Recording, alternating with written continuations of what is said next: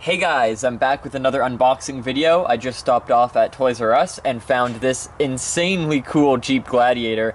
I totally wanted it the second I saw it.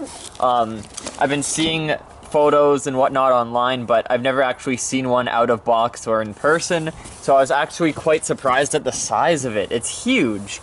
Compared to the normal Jeep, it is massive, so we'll actually take a look at that after it's unboxed, obviously. But what really caught my eye was the Dracorex there in the corner, which is basically just like same colors as Dinorivals, the 2019 toy line, but something's very off. You can see it's got no articulation. It is a single piece of plastic, and the details, it's very shiny. It's a different type of plastic than what you'd see in Mattel figures, I'm pretty sure. And I don't think it has a scan code, but we'll see. That's like very, very interesting to me. Another little detail there, you can see on the remote control, it says Hot Wheels RC, and on the package it says Matchbox. I'm pretty sure Hot Wheels handles all of the remote control components to the franchise, so you see the RC's branded Hot Wheels, but the actual set is a Matchbox RC set. Very odd. I think original concepts and leaked photos of this toy showed the InGen logo on the side, but we can see it adorns the Jurassic World logo from the first Jurassic World movie. Kind of weird, not the biggest fan, but whatever. It is what it is. I'm also interested to see how those capture claws work. You can see on the package that you drive up to the Dracorex and the claws clamp down. I'm not sure if the remote control clamps them down or just the act of hitting something activates them. But you can see that they're attached in some way to the front. I don't know if it's magnetic or by clips, but that to me signifies that maybe it's more of a ram action that sets off the claws. So we'll see how powerful they are too, if they can pick up other figures. But yeah, so we'll get this bad boy out of the box. I don't know if it has batteries. It says durable. Wow, okay. Motor skills, fuels imagination. That's pretty cool. And the box art is just like usual. So we'll cut into it. This time I got my scissors, did not forget. Now this one, I think it was $65. Ended up costing like $70 Canadian. Not that bad for what you get in the set. I think they tried reducing the price of the set by including a cheaper dinosaur, like cheaply made. Okay. Oh, the background is Malta. That's so cool. Wow. Okay, and the instructions are at the bottom here. I like that the Dracorex comes with a stand. That's pretty neat. The legs are a different position, same with the tail, than the original mold, so that's pretty neat. Don't drive it on the road, and don't drive it in the heat or through water. Okay, that's a pretty straightforward manual. And you can put figures inside. It shows, now this is very particular, it shows the Owen figure from the Gyrosphere set, and then the Claire figure, which is also featured in the new Gyrosphere set. But that Claire's from the first toy line, so we're getting a retool set up. I hope it comes with batteries. I'll have to do a second video. If it doesn't come with batteries, I'll make a second video on how it like drives and stuff. So hopefully it's just held in by these little elasticies. So let's get the Dracorex out first. Oh, it is heavy actually. What the heck? Okay, so it's solid plastic. I was expecting it to be hollow, but it's actually solid plastic. Yeah, it's not hollow at all. Wow. That's very neat. So I'll grab the Dracorex. You can see very, very, very similar. Yeah, there's no scan code, I think it might be able to come out of the thing, maybe not. I think it might be glued, yeah. But you can see the arms are more bent on the solid figure.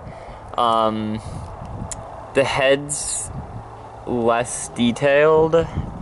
I think it's the same size, yeah. It's roughly the same size. So it's less detailed. It might be just slightly bigger. The neck doesn't have paint like the original does, but the paint job roughly resembles the original, with the kind of brown-black on the head, and you can see the fork pattern there is kind of reminiscent of the fork pattern there, etc. So just like a vague sort of repaint. And you can see the blotches too. It's like they tried to match up where these two butt end blotches were, and then the midsection. Yeah, so that's pretty neat. And I like how the legs are completely different. You can see it's more in a forward stride compared to the original, and its back one, they decided to put it all the way out instead of a neutral pose. I actually like this walking position. It's very dynamic.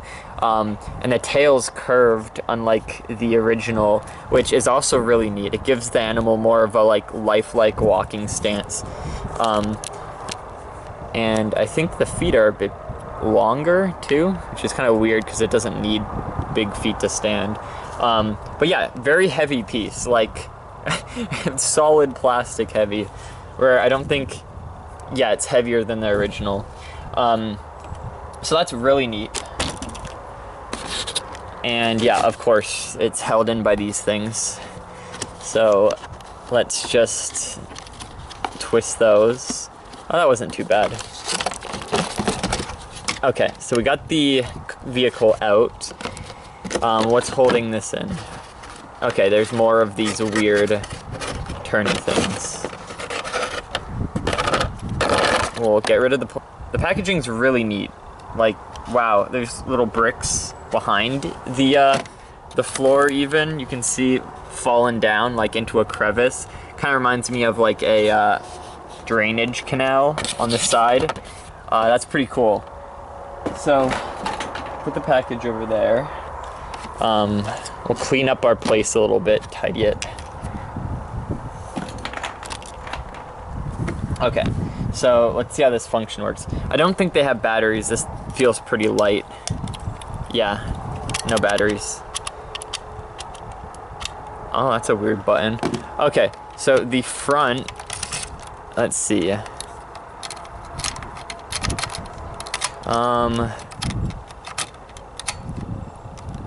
I'm assuming it's, I should probably read the instructions. From what this is giving me the vibe of, it's the car has to ram it. So I'll put these back and then they'll get stuck in this little plastic bit. So these little wings hold the arms in, and then this bumper on the front, when you press it, the arms close down. So it is a mechanism where the vehicle rams into something and then the arms close in. Owen in there, got a little cardboard cutout of Owen. I think he's taped to the chair. Just gonna leave him in there. They literally just printed out a picture of the toy onto the cardboard. It's got a really big tire on the back here that rotates, and it's an actual tire. Like, it isn't just plastic. You can feel the rubber on it and everything. That's pretty neat. I think the back end has something to do with taking it off. Again, I'll look at the instructions, but a basic demo is you have your little Dracorex. Oh my god, it's snout level. And, okay. Up. I gotta act, okay. I'll hold both. There. And then grabs it. It's a perfect size. The arms kind of clamp around the leg a bit. And I think you can drive around with the dinosaur too, which is kind of neat. But this should work on like the small scale mainline dinosaurs pretty well. So, ow, there's some compatibility. Actually kind of hurt. It hit my nail right here. Yikes. Yeah, so there's some force to that. I'm gonna willingly put myself in the line of danger. child's toy danger. Yeah, so I like this feature of the arms. It said you can take it off. I'm not sure how, though. Where did the instructions run off to?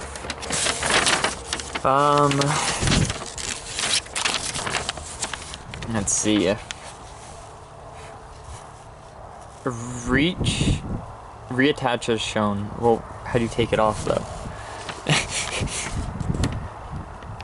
Or drive the claws attached. It doesn't say anywhere that I know. It just shows batteries set up. Bump into the dinosaur to activate the claws. Oh, it's supposed to be butt end, not head end. Whoops. Yeah, I don't know how you deattach this.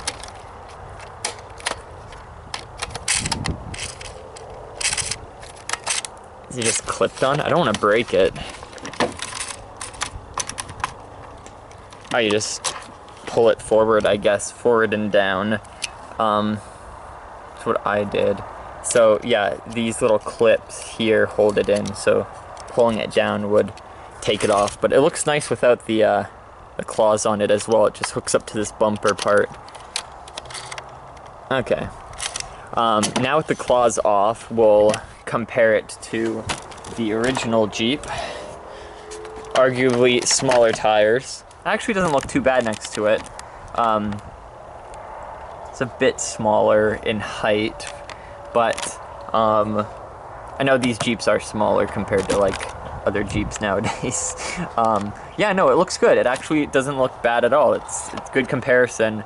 It looks pretty natural and normal next to this guy. We do have this big vehicle, capture and crush truck. They're pretty nice together. The colors somewhat match. They're not completely the same color, but I do like the sandy beige of both of them. They're both the same height, but of course the Jeep that's how much longer it is, just like about roughly more than a quarter. A third of the tire is covered by the truck when they're side by side, which is nice. So there's a little bit of photo compatibility, I guess. Now if we compare it to the original RC Jeep, it also has length, but they're both the same height. That does not look normal. Okay, I do like the non-remote control Jeep better compared to it. And then the Ford Explorer is shorter than the Jeep and not as tall. Okay. It'd be cool to get a remote control version of this. That would be sick. Could fit the battery and stuff in the back, I'm pretty sure. So yeah, no, and it can fit, I think, like 5 figures in it, which is really nice. There's a 5th seat right there. And it's hockey night. Oh my god. This is what we get for living in Canada. Oh, there's no foot room. Oh my goodness. Where's the leg room? That's crazy. I guess everyone has to sit like... What? Okay.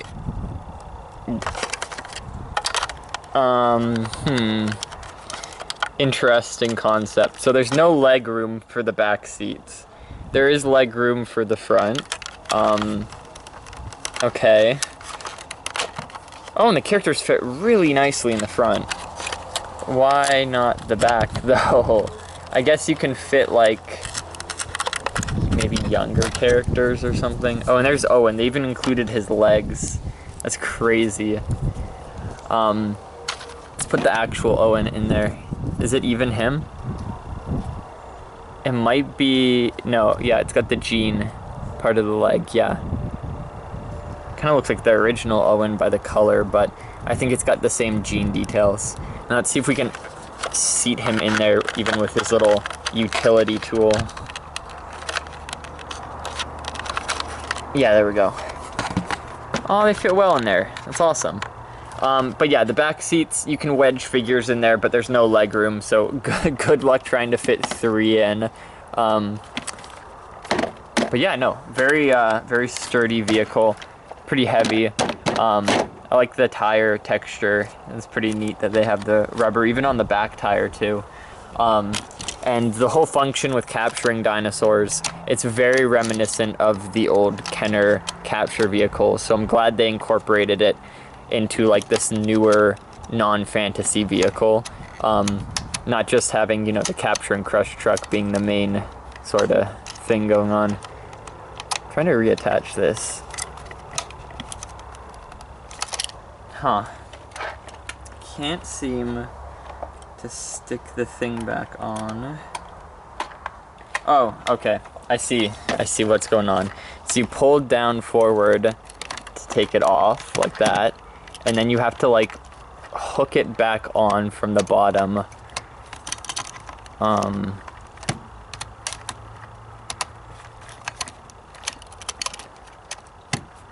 Something like that. I had it before. There we go, yeah. Wow, that's complicated. They should really explain that on the back. But no, I'll put batteries in this guy today, and I'll do some videos of it out and about, and I'll see if we can catch different dinosaurs of different sizes. This makes no sense. The tail is going under the thing. How does... There we go. Yeah, so we'll test it out, we'll see how it works. But overall, it's a fantastic set, and I highly recommend getting it. I'd love to know if you have seen it in stores before. I haven't really been keeping up with this set in specific. I'm pretty sure it's out in the States. I've seen a lot of photos of it online, so people are getting it, but it's definitely out here in Canada, so if you live up here, just check out your local Toys R Us, and they may or may not have it. Definitely worth it, really fun set. Love the Draco Rex as well, even if it's a cheap single piece. Very unique. Mattel's never given us a non-scan code, solid piece, larger dinosaur like this in a mainline set. So that's crazy, but I love it. So I hope you guys enjoyed, and thank you so much for watching. Be sure to check out my other videos, and I'll see you in the next one. Bye-bye.